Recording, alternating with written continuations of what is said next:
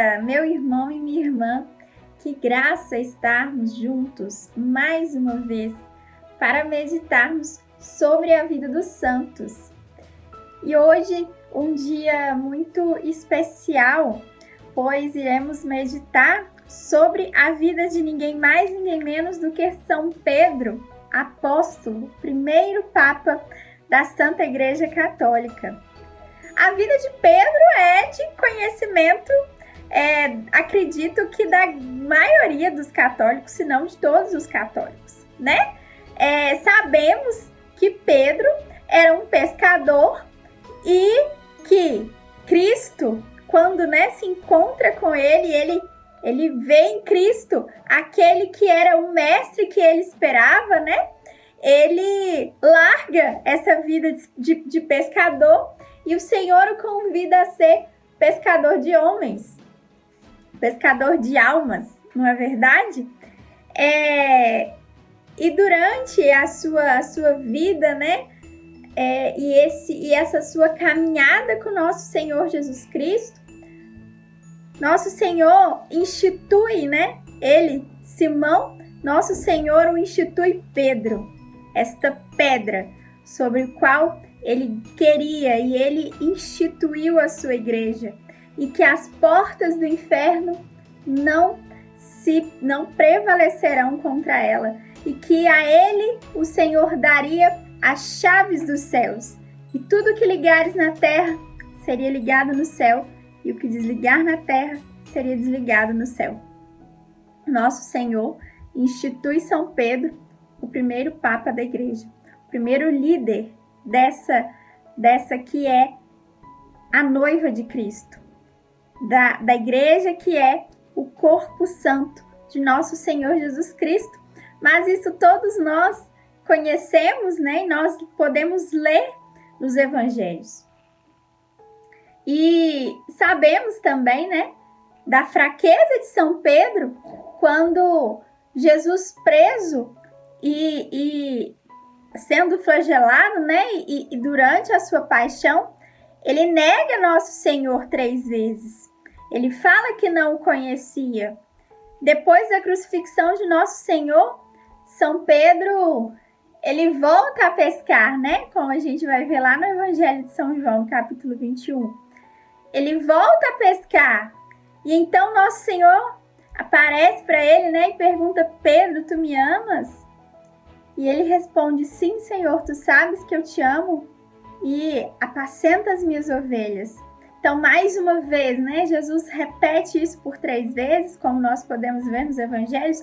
E o Senhor lembra Pedro desse chamado de que ele é pedra e de que a igreja seria instituída sobre a liderança dele, né?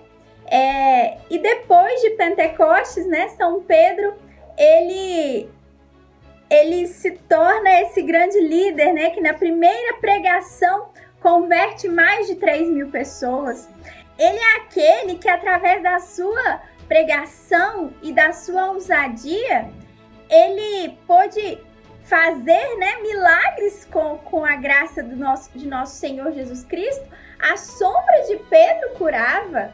Ele que curou, né, aquele cego que estava na porta do templo.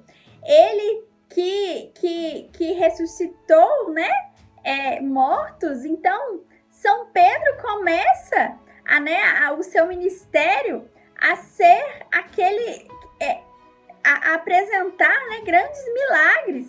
E grandes eram os números de conversões.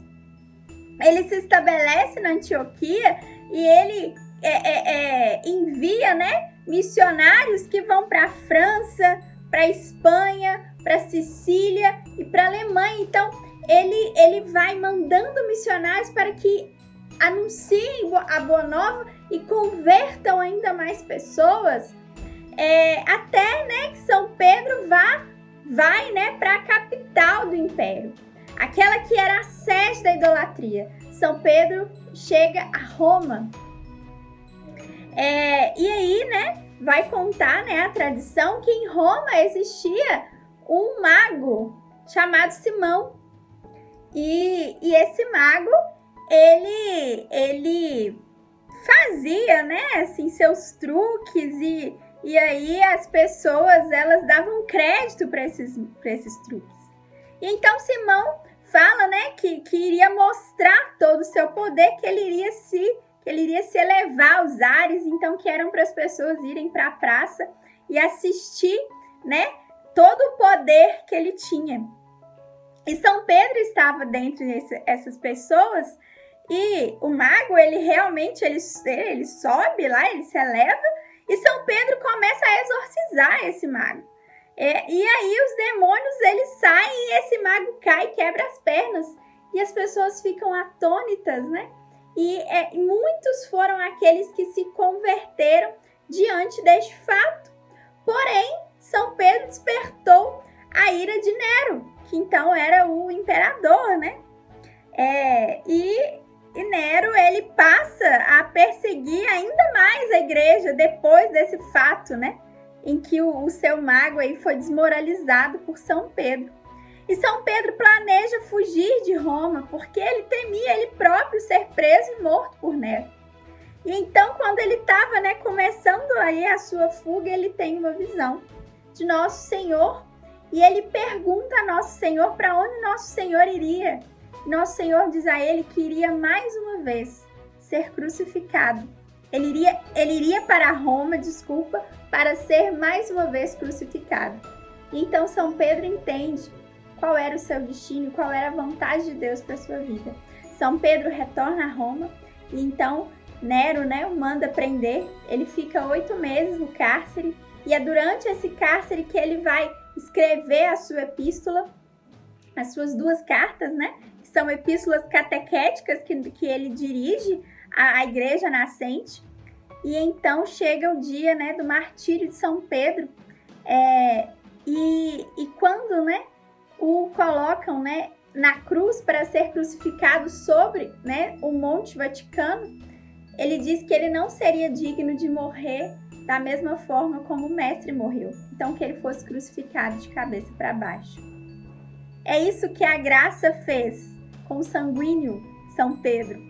Aquele que negou Jesus 3 vezes por medo, né, da perseguição, é aquele que se apresenta diante dos seus algozes e diz que não é digno de morrer como o mestre morreu, que o crucifiquem de cabeça para baixo.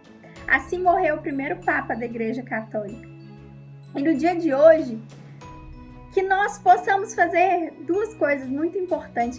A primeira é pedir ao Senhor que essa graça que transformou São Pedro, né, daquele que tinha medo e fugia e negava, para aquele que foi corajoso, que foi um pregador destemido, que não teve medo de anunciar a boa nova e de ser o portador, né, da graça e dos milagres de nosso Senhor, e que foi até a morte defendendo a verdade de Cristo.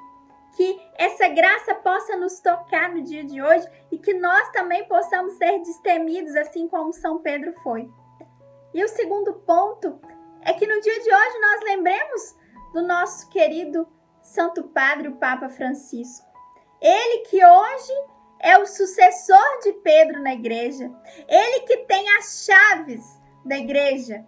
Que nós possamos interceder por ele para que ele possa ser mais santo a cada dia. Que nós possamos interceder pelas suas intenções. Que nós possamos lembrar do nosso querido Santo Padre, o Papa, no dia de hoje. Com a intercessão de São Pedro Apóstolo. São Pedro, rogai por nós.